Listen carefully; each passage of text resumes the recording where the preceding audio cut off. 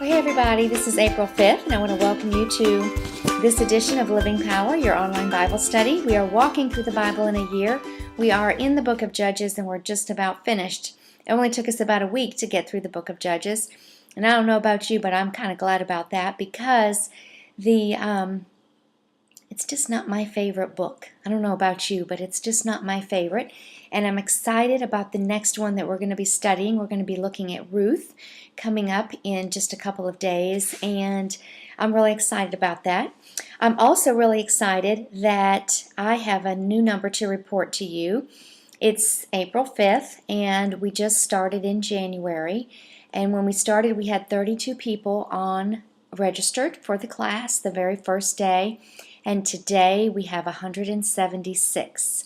So I want to thank you so much for telling your friends, telling your family, and whoever you're telling about the class, and your kind words.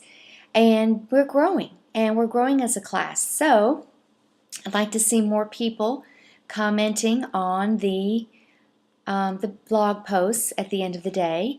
It's not hard, and it doesn't have to be anything super theological that you write, but it can be just a word of affirmation, or just, hey, I'm part of the class, loving it.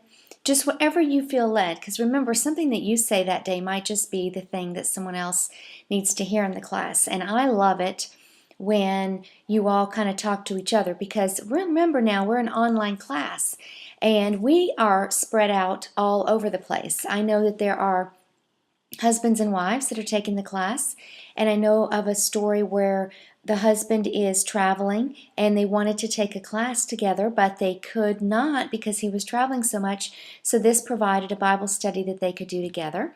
I know of daughters, mothers, and grandmothers who live in different towns that are taking the study because it's something that they can do together. And they live so far apart, they never thought that they could do that before. We have a couple of high schoolers, one in particular that is a good friend of mine, and she does her lesson. She's 16 years old, and she does her lesson every morning before she goes to high school. Now, talk about a woman of faith. Is that not wonderful that she does this? She gets up early to do this, and I just love her to death, and I think that's wonderful. So we have lots of stories of different people in the class, and we're up to 172 now, so continue to tell your friends about it as the Lord leads you, and we'll just see what happens. In our reading today, we are finishing up the story of Samson and Delilah. This is a story that you've probably heard if you went to Sunday school as a child. There is a video that I'm going to try to remember to post that your kids might want to see. It's got some little toy characters in it, but it tells the story of Samson and Delilah. So I may forget to post that, but if I do, it's one that you can share with your kids. And Samson never really freed Israel from the oppression of the Philistines. They continued to bother and oppress Israel for a long time. In his death, he killed more of the people than he had in his whole life. And he's actually listed as a hero of faith in Hebrews chapter 11 because his strength came from God, and he knew at the end of his life that his strength did come from God, and he acknowledged him at the end of his life. God's Spirit was at work in him to give him strength and success in his battle, and God used his quirky personality, his anger, to do his will and to judge the Philistines, and that was the plan of God for Samson. Samson removes Gaza, the city of Gaza's gates. Now these city gates are huge, so he has to have superhuman strength to be able to do that, and I think I put a picture up on the blog today for you about that.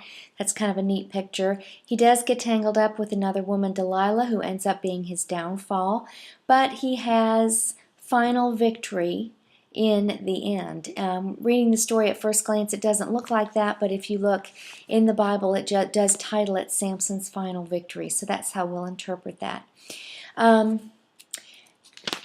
you can read the story about Samson and Delilah, and then you go into Judges chapter 17. Now, in our Bible, there's a little a sentence in smaller text that you'll probably almost miss if I didn't point it out. And it's on page 388, right before Judges 17 starts. And it says, the events of Judges 17 to 21, those chapters, occurred sometime early in the period of Judges. So I'm not really sure why this Bible didn't put these chapters ahead. They should have actually been placed at the beginning of Judges, before Judges chapter 1. Because as you read here, you'll kind of recognize Dan taking over Laish, and you'll just see, we've already read about that in the book of Joshua.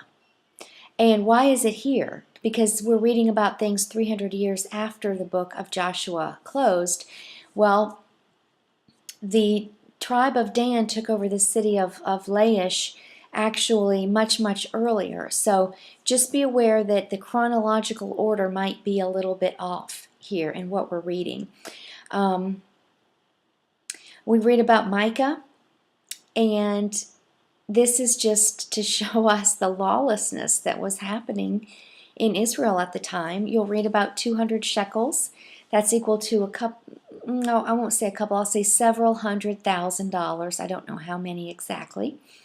But when you read about Michael's idols and this Levite priest who comes to be his personal priest, what's wrong with that story? Well, first of all, the Levite priests were to serve Yahweh, not any other god. You weren't supposed to be a personal priest to someone. You were only supposed to serve Yahweh. And you're not supposed to make carved idols out of anything. And I learned today in my studies that you fashion a carved image out of wood, and you fashion a cast idol out of metal, hot metal poured into a mold. So I thought that was kind of interesting. At the end of our reading today, the tribe of Dan is fighting, and they're using Michael's idols to gain them the victory. So we've come a long way from God fighting for the tribes, and now we see a tribe of Dan, and if you look on the map, it's the northernmost tribe of all the land. They're using these idols and his priest to attack Laish. They set up this carved image and they worship it while the tabernacle is set up at Shiloh.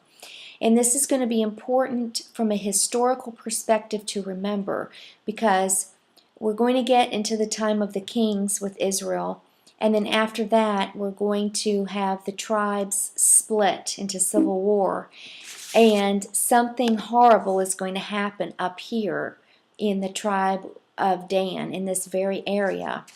And you think this is bad, it just gets worse, and it gets worse for all of Israel because of what's happening here in Dan. So I want you to see Dan as a place of idolatry and a real problem area. They established Jonathan as priest, which extended until his descendants went into exile, it said. So they are starting some idolatrous worship that lasts a really, really, really long time. And this worship is opposed to the true worship. So God certainly is not pleased at seeing these turn of events.